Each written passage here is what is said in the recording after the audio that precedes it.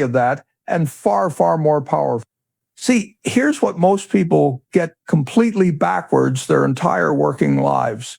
They spend decades buying things that quietly cost them time, a newer car, a bigger house, a gadget they'll stop thinking about in 6 months, things that feel like wealth but slowly and visibly drain it, things that look like success from the outside but secretly extracted from the inside. I figured something out sitting at that desk in Omaha a long time ago. Every dollar you spend isn't just money, it's crystallized time. It's an irreplaceable unit of your actual finite life. You didn't spend $50,000 on that car.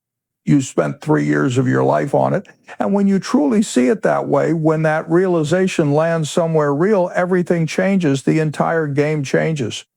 Today, I want to walk you through exactly what I would buy first, not just assets, not just stocks. 5 specific things, 5 pillars that separate people who build permanent generational wealth from people who spend 40 years running on a treadmill, genuinely wondering why they never seem to get anywhere. And I promise you this, by the time we're done, you're going to look at every purchase you've ever made and every purchase you're about to make in a completely different light. I want that to actually mean something to you for a moment. I bought my first stock in 1942, 11 years old, 3 shares of City Service Preferred. $114 saved from delivering newspapers across Omaha and selling chewing gum door to door. I was prouder of that $114 than I can adequately describe. I've watched 15 recessions come and go. I sat through 1974 when serious, intelligent people genuinely believed the whole thing might be finished. I watched the dot-com bubble inflate to complete absurdity and then detonate. And I was right there in 2008 when the entire global financial system stood at the edge of a cliff and sober professionals were visibly, genuinely terrified about what might happen on Monday morning. Through every single one of those moments, I didn't panic.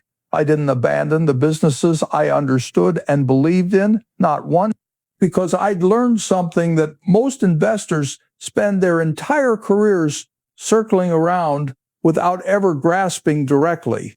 Real wealth, permanent, fortress-grade wealth isn't built by reacting. It's built by acquiring the right things in the right order and then trusting time to do the work that most people are far too impatient to allow. So what are those things? And pay close attention here, because this is the part people always miss. Why does the sequence matter as much as the things themselves? Let me show you. Pay close attention to the order, because the order is everything. Pillar 1, the ownership fortress, why I buy businesses, not opinions. You know, there are always 2 kinds of people in any market, always have been.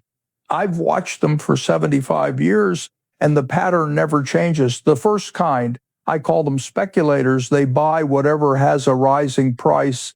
They follow momentum. They follow whoever the loudest voice on TV recommended last Tuesday. They wear financial armor made of opinions instead of facts. And the moment those opinions shift, the moment the crowd turns, they have nothing real protecting them, nothing at all. When prices drop, they panic, they sell.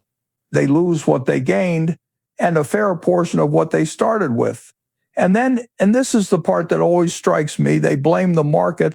The second kind investors, they buy ownership, productive businesses, companies that make things, sell things, earn real money year after year, completely independent of what any commentator says on any given news cycle.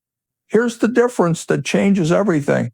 The speculator is renting, the investor is owning now. I want to take you back to something 1929, the Great Depression. Banks shut their doors. Fortunes that had taken generations to build vanished in weeks. The people who owned speculative paper, bought on margin, chased for momentum, lost everything they had and everything they'd borrowed against. But the people who owned productive businesses that survived, companies making food people had to eat, utilities delivering power homes couldn't function without railroads moving goods that had to move. Those people didn't just recover, they built empires on the rubble of everyone else's panic.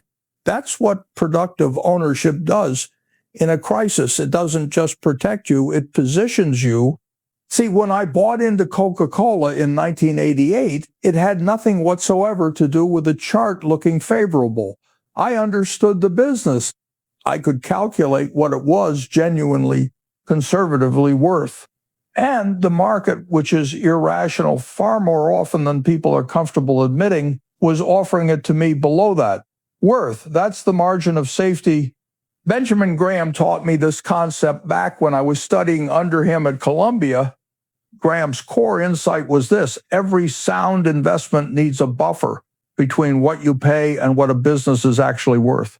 The bigger that buffer, the safer the fortress, the more ammunition you've built into the structure before the first storm even arrives.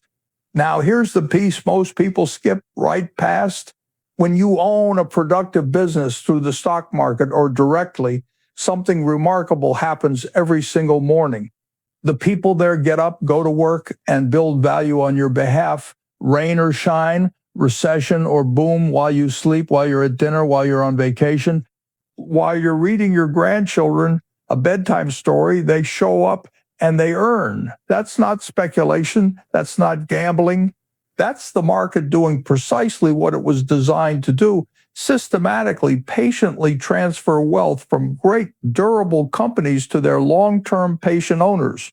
The speculator looks at a 30% market drop and sees catastrophe. The investor looks at that exact same drop and sees a clearance sale on things he already wanted to own.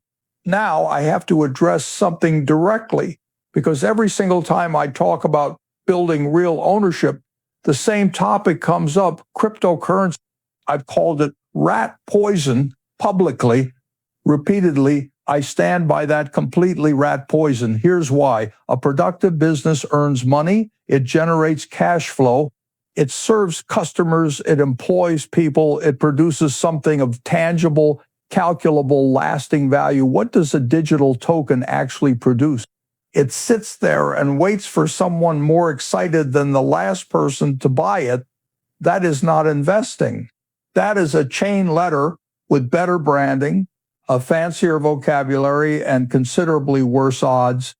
The first thing I would buy, the bedrock of every financial fortress I have ever built, is ownership in productive businesses, with a genuine margin of safety baked into every single purchase. Not opinions, not momentum, not tokens. Businesses own productive business. Everything else is noise dressed as wisdom. Pillar 2, the freedom equation, the number that buoys your time back. Here's something I want you to actually do right now. While you're watching, I want you to calculate a specific number, a very specific number. Most people go their entire working lives without calculating it even once. And that single omission, that one missing arithmetic exercise, is precisely why so many hardworking, disciplined people end up working until their bodies give out. The number is your monthly expenses, not your income, your actual monthly expenses. Every bill, every subscription, every grocery run, every utility, every streaming service you signed up for 3 years ago and forgot about. Add them all up, every single one. That number is what I call your freedom threshold. It's the exact amount your investments need to generate passively every month before your labor becomes optional. See, the game isn't to get rich in some abstract, undefined sense. The game is to cross that specific threshold. Because on the day your passive income from dividends, from productive businesses you own, from well-chosen assets that compound exceeds your monthly expenses, something genuinely extraordinary happens. You buy your time back, and that is the purchase no paycheck has ever made possible. Charlie Munger said it directly, and I've thought about it for 50 years. He said, if you don't find a way to make money while you sleep, you will work until you die.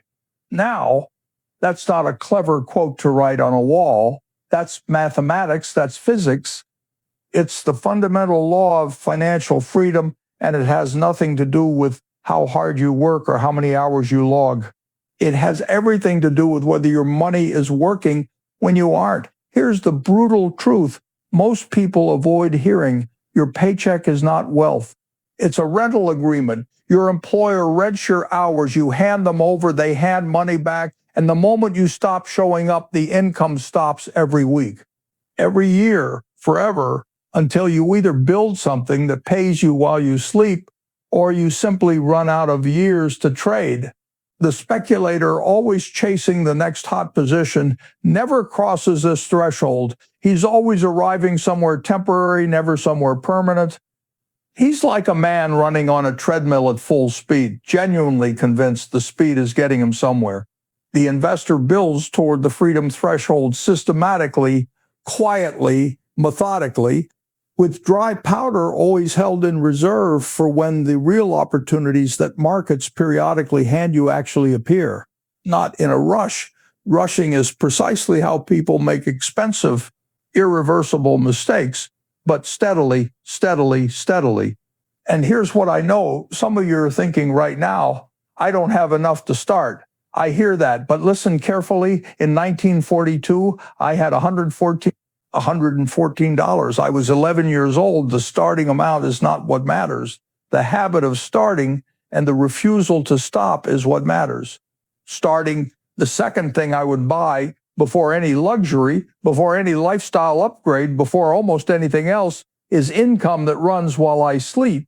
The freedom equation crossed. Pillar 3, the sleeping machine, wealth that runs without you. Now here's the one most people think they understand, but almost nobody actually builds, at least not deliberately. I call it the sleeping machine. Here's the core idea.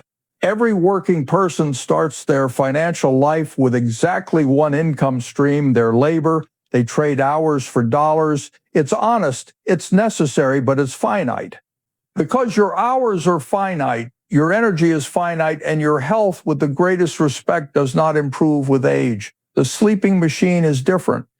It's a set of assets and structures that generate income completely independently of your daily effort. It runs in the background while you're at dinner, while you're asleep, while you're living, whatever life you've built.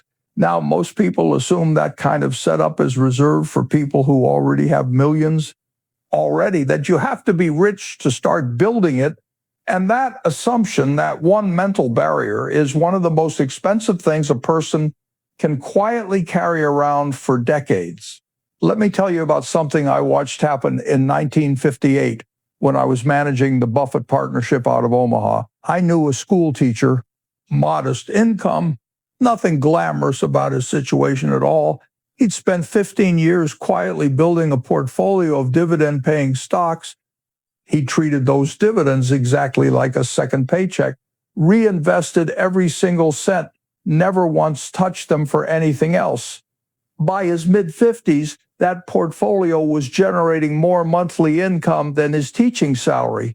He didn't quit teaching. He genuinely loved the work. But the freedom in his eyes was different. The way he walked into a room was different. The way he talked about choices was different. Because he knew something most people his age would spend their remaining years never figuring out. He had a sleeping machine running 24 hours a day, 7 days a week, without a single complaint, without a single request for overtime, without a single sick day in 15 years. Here's what the speculator does instead. He puts money to work once, watches it nervously for 3 weeks, panics at the first real dip, pulls everything out, waits for certainty, which never arrives, by the way, and then starts the whole anxious process over. He interrupts the machine before it ever reaches critical mass every single time. And what does that actually cost him? Not just money, time, because the sleeping machine doesn't build in days or months. It builds in years, decades. The patient front-loading, the grinding, unsexy discipline of the planting season is precisely what most people cannot sustain long enough to actually see the harvest.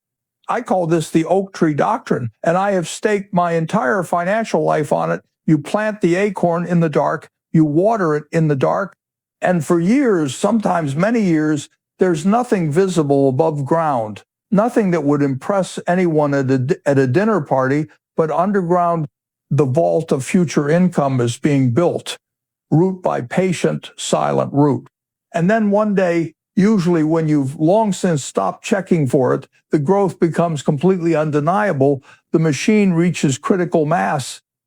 Dividends compound the dividends. The sleeping machine runs independent of your anxiety, your daily attention, your mood, your energy level, and you've built something that will outlive you.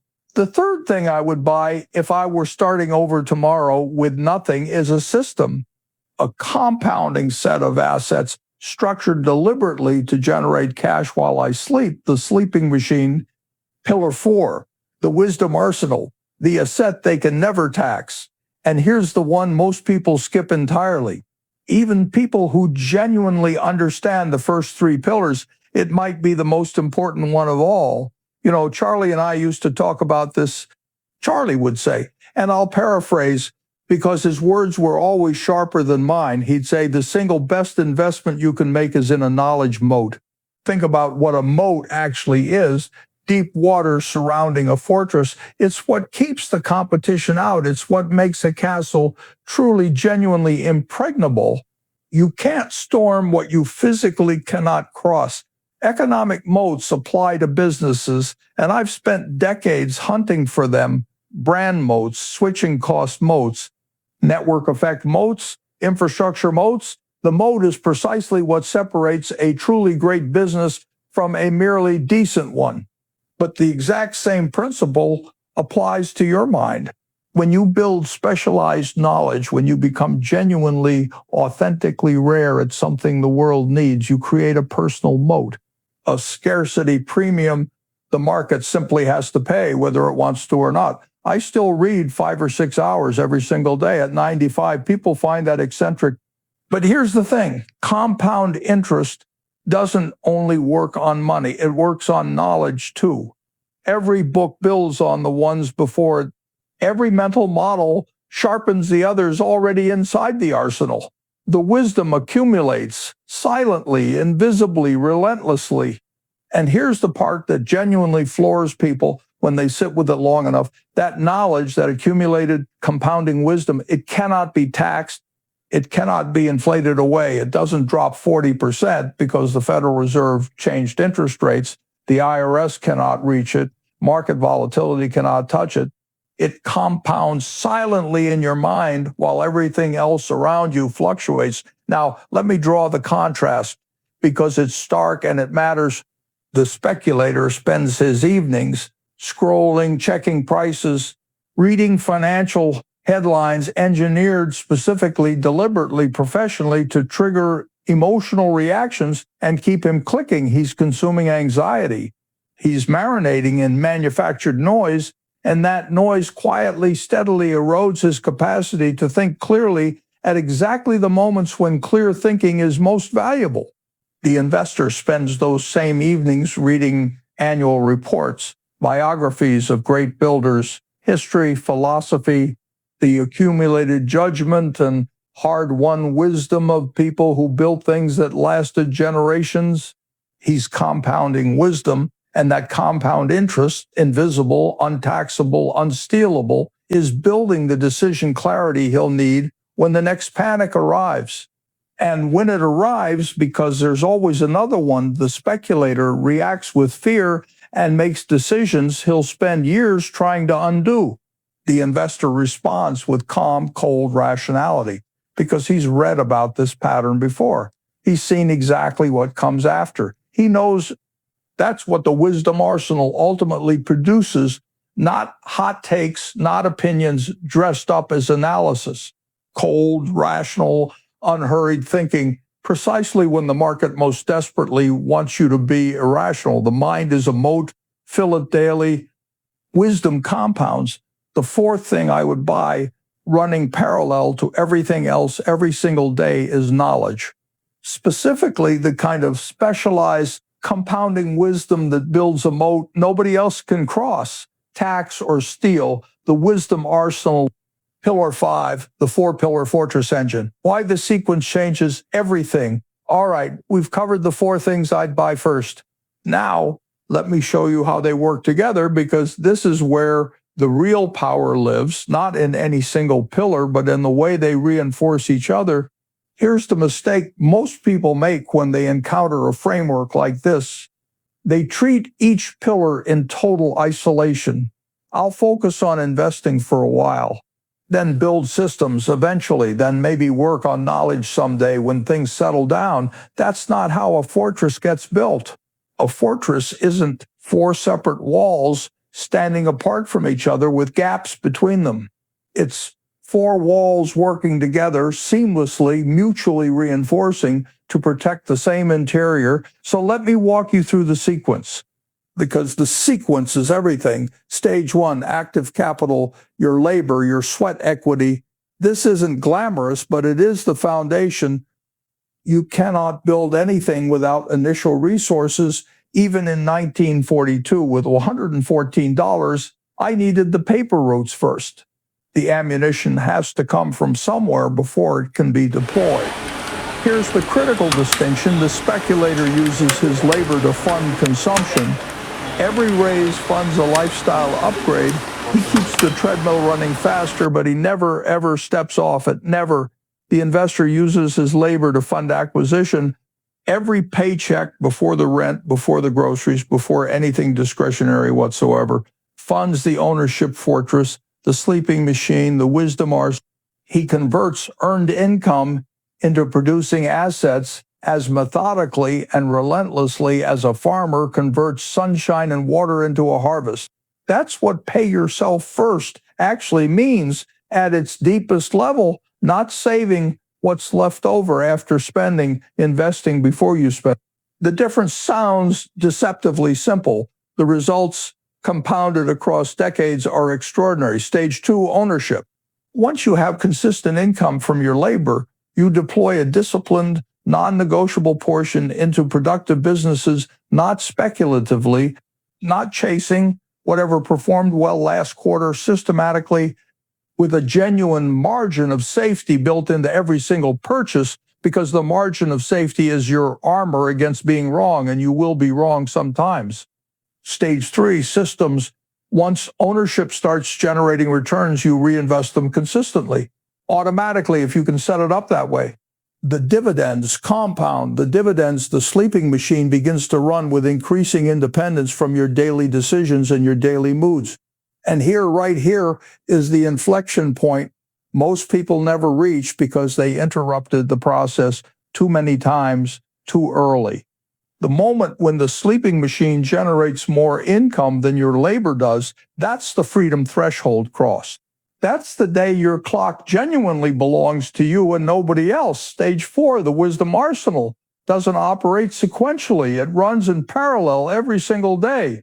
Reading, thinking, asking better questions, building the knowledge moat. Because every major financial mistake I've ever made in 75 years, and I've made several notable ones, came from operating outside my circle of competence. Outside it. Berkshire Hathaway was a failing textile mill when I bought it. I've admitted that more times than I can count, and I'll admit it again freely. I bought it cheap, but cheap doesn't matter when the underlying business is fundamentally broken and declining. The real lesson from Graham, the one that has stuck for 70 years, is that the margin of safety begins with understanding the business itself. The price is secondary, always was, always will be. Now, here's the concrete, specific action I want you to take today. Not next week, not when things calm down today. Calculate your freedom number. What do your actual monthly expenses total? Multiply by 12 to get the annual figure. Divide by 4.04, a conservative, widely referenced benchmark, and that is the portfolio size your fortress needs to reach to make your labor optional. Write it on paper. Physical paper, put it somewhere. You'll see it every single morning. Because clarity, a specific number, a defined destination on a real map is what actually defeats the scarcity mindset, not willpower, not motivation, not inspiration from a video on the internet. Clarity, a number, a direction, then build toward it sequentially, patiently, with the same quiet, relentless consistency that never makes headlines, but absolutely, inevitably, over the course of real decades, makes fortunes. Before I close, something important I want to be clear about. Everything I've shared today is for educational and informational purposes only. I'm not your financial advisor.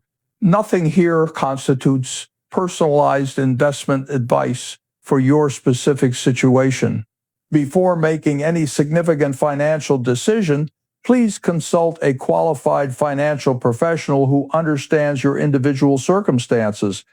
Now, let me tell you something I want you to carry long after this video ends, long after it.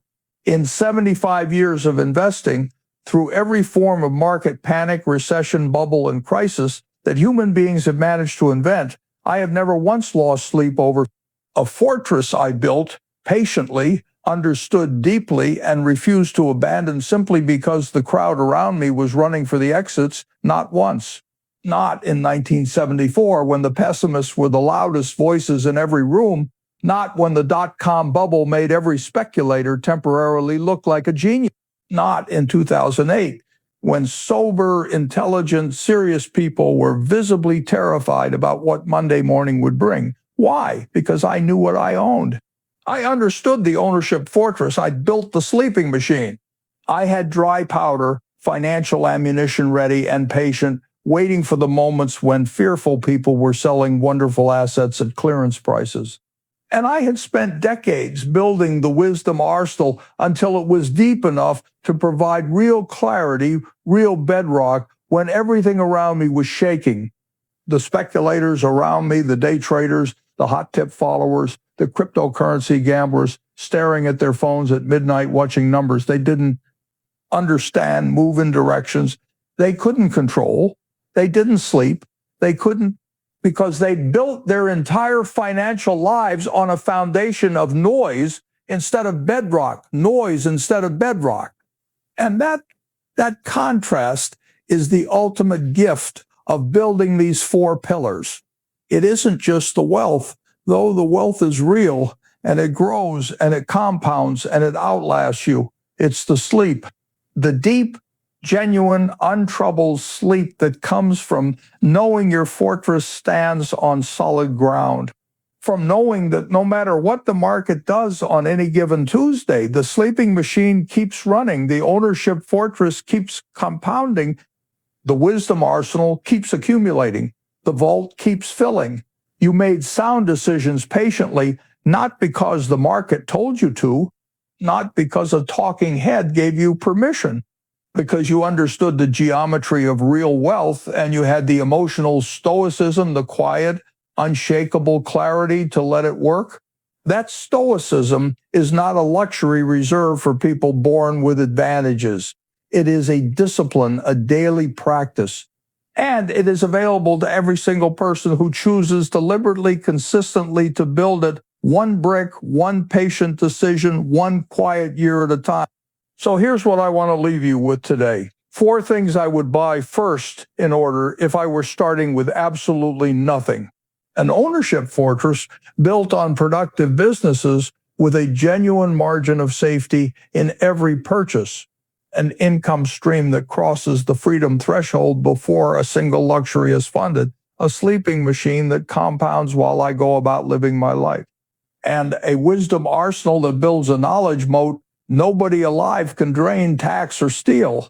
Those are the assets. Those are the priorities, not status symbols, not trending tokens, not whatever the financial internet is most breathlessly excited about this particular week. Build the fortress, stock the vault, let the machine sleep, and sleep well, sleep well, sleep well. If today gave you something real, a clearer lens on what permanent wealth actually looks like and how it's actually built, then do me one favor. Hit the like button for Elite Money Mindset. Share this with someone who needs to hear it. Someone who's working as hard as anyone you know and still wondering why the real wealth never quite arrives. This kind of thinking is genuinely rare, and the people who need it most are almost always the last ones to find it. Subscribe to Elite Money Mindset if you want to keep building slowly, patiently, brick by brick, with the rational stoicism that actually produces lasting permanent wealth, because here at Elite Money Set, we believe in one thing above everything else. I'll see you in the next one.